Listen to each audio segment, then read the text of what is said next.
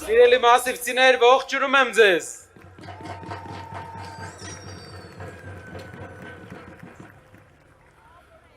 Չգիտեմ, գիտեք թե չէ,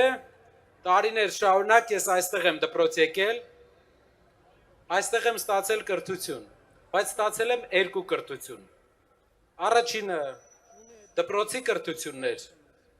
որի համար շատ շնորհակալ եմ իմ դպրոցին։ Եվ երկրորդը կյանքի կրթությունն էր։ Կյանքի կրթության ամենակարևոր դասը խոսքին տեր կանգնելու դասն էր։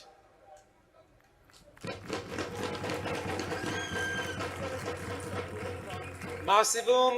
իմ դպրոցի տարիներին դու չես կարողացել, իրավունք չես ունեցել, հնարավորություն չես ունեցել, խոսքին տեր չկանգնես, որովհետև լավ չէր լինի։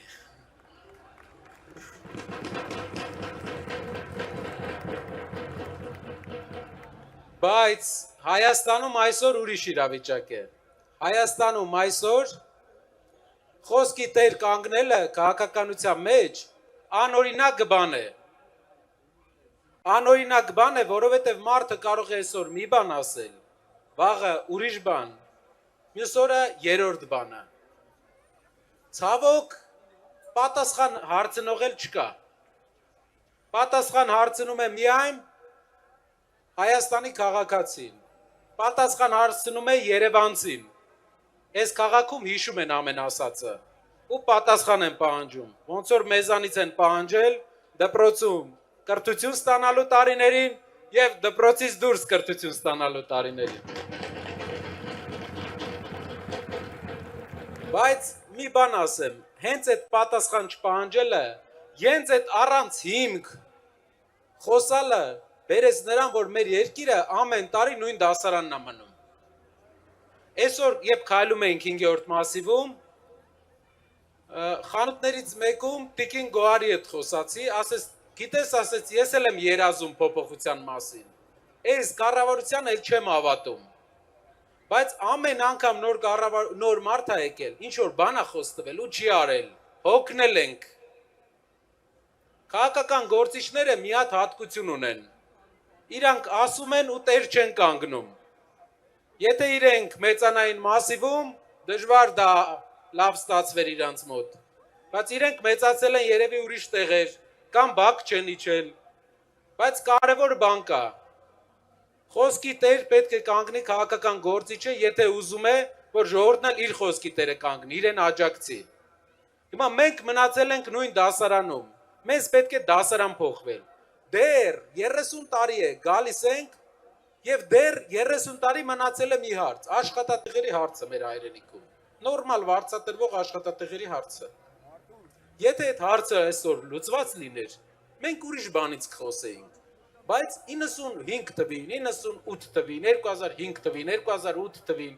2015 թվին, 2018 թվին, այ մարդ նույն դասարան ենք, աշխատատեղերի մասին ենք դեռ խոսում, որովհետև չկա տնտեսագետ ղեկավար։ Մեր երկրի հարցը լուծելու համար մեզ պետք է տնտեսական գործիչ, տնտեսագետ ղեկավար։ Այսօր այս մարդը, ով մինչև այս մարդը չէ, մյուս մարդը, չի զբաղվել քաղաքականությամբ, ցանկություն է հայտնել զբաղվել իր երկրի շենացմամբ, փոփոխությամբ։ Երբ ասում եմ իմ երկրի շենացմամբ, մի քիչ քաղաքական է հնչում,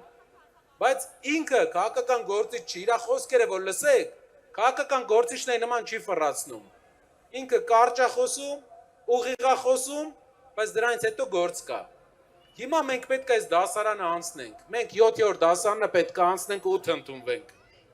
Եվ դրա համար պետք է փոխենք երկրի առաջնորդին։ Վերցնենք մի առաջնորդ, որ աշխատատեղերի հարցը կլուծի, որ մասիվի ծերից մինչև ստեղ եկանք 5 հատ աղբավայր տեսանք մեր ոտքերի տակ։ Բակերի մեծ մասը իմ մանկության, որ տեսել եմ, այդ բակերն են։ Փոփոխություն չկա,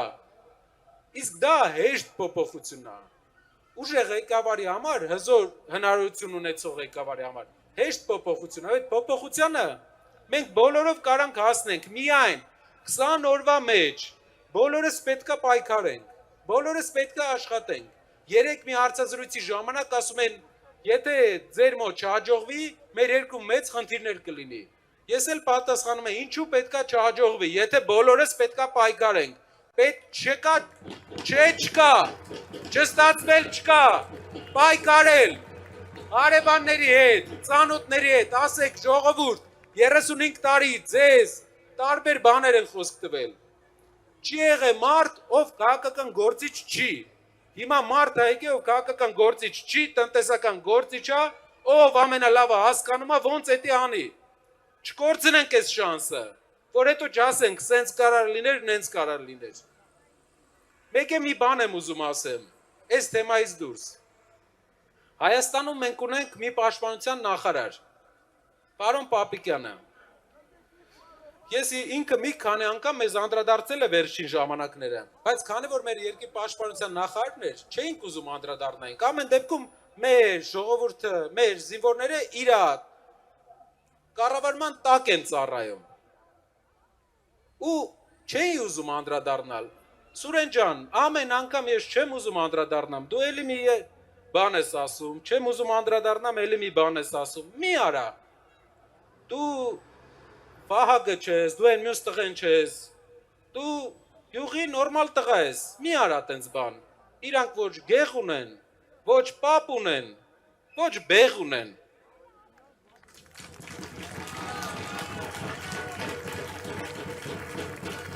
Մի հատ պայուսակ են վերցնելու գնան, մենք մնալու ենք, ու իրար նայելու ենք, մի արեք տենց բաներ, ուրիշ բան չեմ ասում, դեր։ Շնորհակալ եմ Մասիվցիներ ջան, նկարվենք։